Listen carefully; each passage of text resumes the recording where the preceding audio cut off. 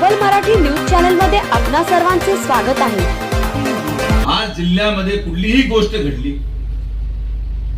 म्हणजे मी अशा परिस्थितीमध्ये आहे की कुठल्याही प्रकारे काही जरी घडलं तरी न कळत माझं नाव त्यामध्ये टाकलं जातं। कोणाचा खून झाला तरी मीच दोषी, खून झाल्यावर कारवाई झाली तरी मीच दोषी, रस्त्यामध्ये खड्डे पडले तरी मीच दोषी।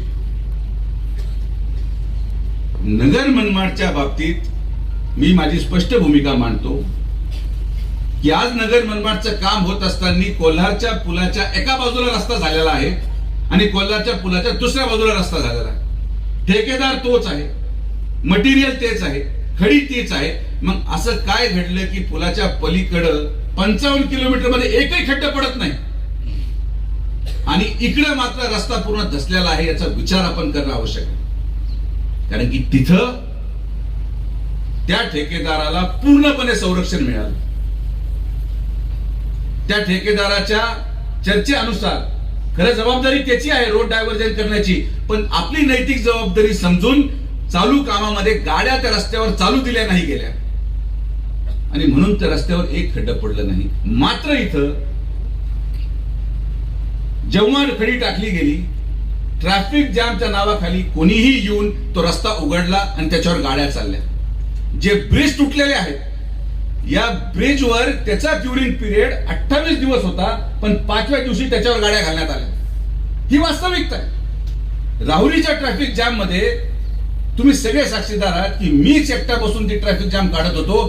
ते लोक कुठे होते जे आज व्हिडिओच्या माध्यमातून नगर मनमाडची अवस्था दाखवण्याला ज्यांना वेळ आहे, आज ज्यांना आंदोलनासाठी रस्त्यावर यायला वेळ आहे, जेव्हा ट्रॅफिक जॅम मध्ये लोक त्रस्त होते तेव्हा हे लोक पुढे होते। कुणी थांबायला तयार नाही। खडी टाकली, डांबर टाकलं का लगेच त्याच्यावर गाडी चालल्या। कसा रस्ता टिकणार? कॉन्ट्रॅक्टर दोषी आहे, 100% आहे, पण एक गोष्ट मी तुम्हाला आवर्जून सांगतो की जर हा कॉन्ट्रॅक्टर पळून गेला तर मग या रस्त्याला पोलीस वाली नाही। माझं काम तुम्हाला अवगत करणं आहे। मी खासदार नाही, ज्याला लोकांनी निवडून दिलं त्यांचा पत्ता नाही, पुरीच्या रस्त्याला वाली नाही।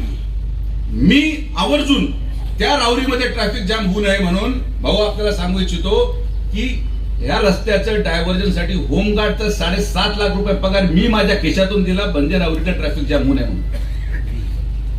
मी माझ्या 7.5 लाख रुपये घात काय कारण आहे? पुढे लोकसभा लागली आहे किंवा पुढे काय झालंय असं नाही। आपण या नैतिकतेने जगतो की या रस्त्याचं काम झालं पाहिजे। तर ज्या मानसिकतेत मी काम करतोय, ज्या मानसिकतेत सत्यजित कदम काम करतात, त्याच मानसिकतेत प्रत्येकाने पुढाकार घेऊन थोडा त्रास सहन करून आपल्याला हा रस्ता पूर्ण करायचाच आहे ही भावना ठेवा। तुम्ही थोडं सहकार्य करा, तुम्ही थोडा त्रास सहन करा। डिसेंबर एंड पर्यंत हा रस्ता मी तुम्हाला पूर्ण करून देतो हा शब्द माझा तुम्हाला।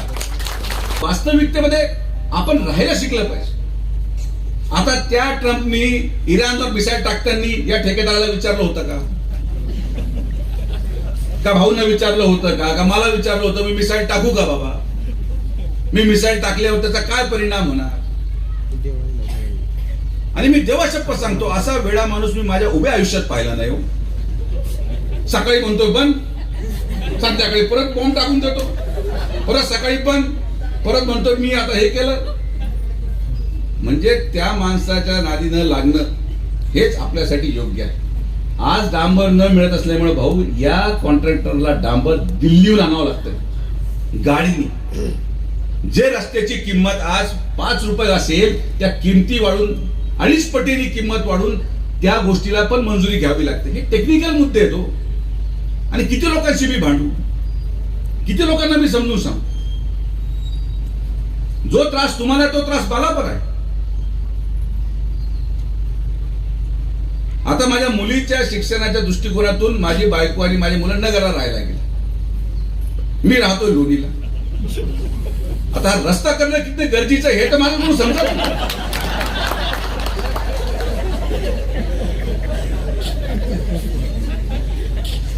मला पण बरं वाटतं रस्ता खराब आहे पण करावंच लागणार, त्याला पर्याय नाही। मला जावं यावं लागतं। जो त्रास तुम्हाला आहे तो त्रास मला आहे। कदाचित तुम्ही इथून निघाला तर राहुरीला थांबालो, मला रोज नगरहून येऊन जाऊन करायचं. तर जनतेच्या त्रासाला आम्ही पूर्णपणे ज्ञात आहोत, पण या त्रासाचं उत्तर आंदोलन नाही, या त्रासाचं उत्तर ठेकेदाराच्या लोकांना मारहाण करणं नाही. राहुरीमध्ये रात्री त्या ठेकेदाराच्या लोकांना जे साईड गटर करत होते त्यांना हाणलं. आज एकही कर्मचारी त्या ठेकेदाराचा राहुरीमध्ये जायला तयार नाही. काय केलं पाहिजे? कोण जाणार तिकडे? मी जाऊन आता कॉन्क्रीट आणि सेंटरिंगचं काम करू? असं नाही होऊ शकत. आणि तुम्हाला माझं बोलणं वाईट वाटत असेल, मी याच्यावर पण ट्रोल होणार आहे.